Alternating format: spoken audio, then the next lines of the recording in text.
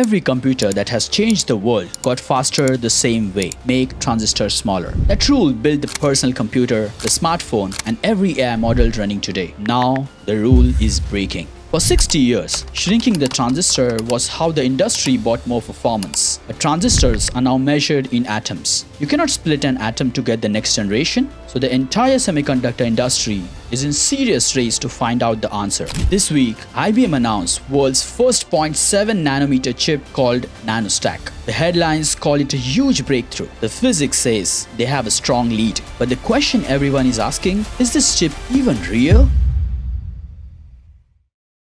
I am a semiconductor engineer working on the next generation of AI chips. This isn't really a story about a 0.7 nanometer chip. This is the first serious attempt to answer the question the semiconductor industry has been avoiding for years. What happens after the transistor shrinking stops working entirely? So let's first have a look at what did IBM actually build and how does it really solve the transistor shrinking limitation. NanoStack is a new transistor architecture.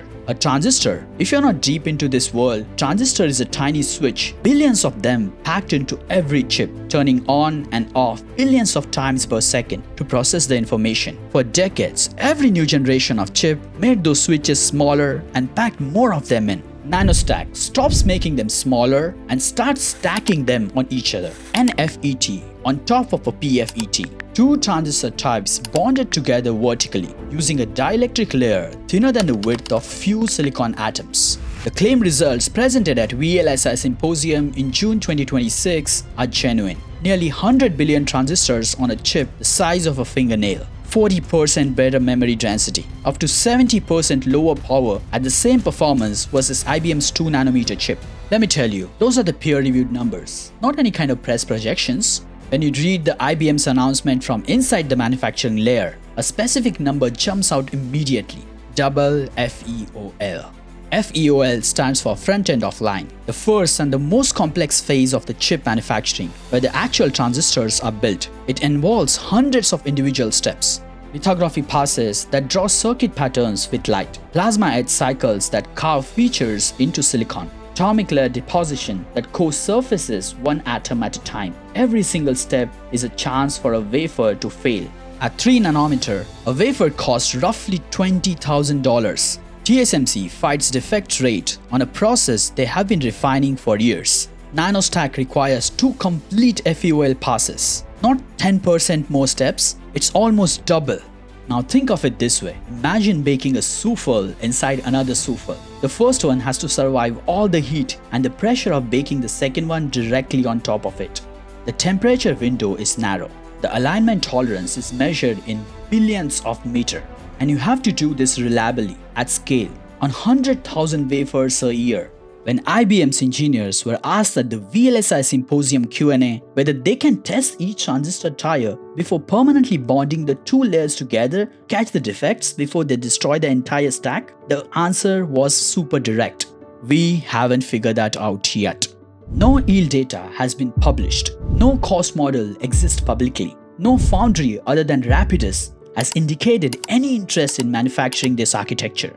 The EDA tools, the software used to design chips for this kind of 3D architecture, do not yet exist in commercial form. IBM acknowledged they need to be built.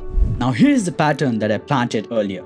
In 2017, IBM demonstrated gate-all-around nanosheet transistors, the architecture that replaced FinFET and now powers TSMC's N2, Intel's 18A, and Samsung's SF2 nodes.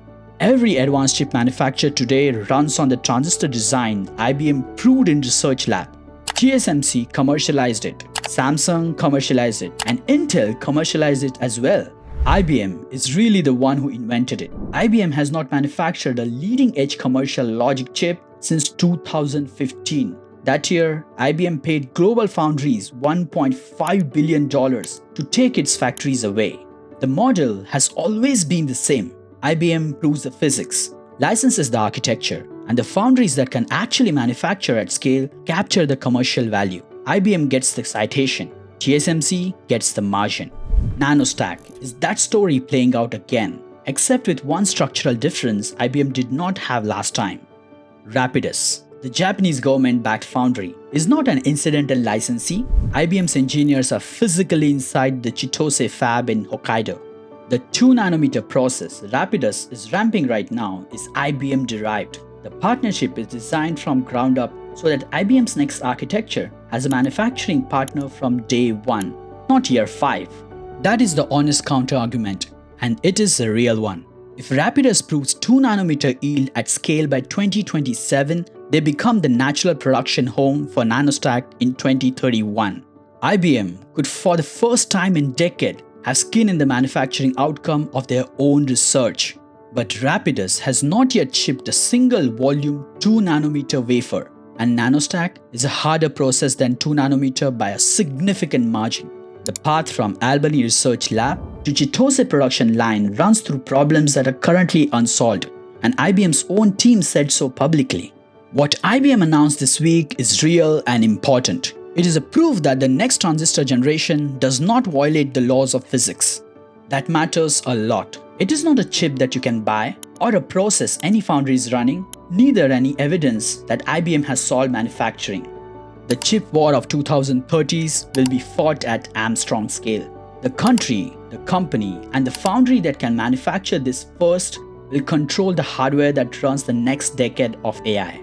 IBM just showed the world what that hardware really looks like. Whether they are the ones who can build it is a completely different question, and the answer is not yet confirmed. If you want this kind of analysis where engineering, finance, and supply chain are viewed from an AI insider perspective, please subscribe. Thank you all. See you next week.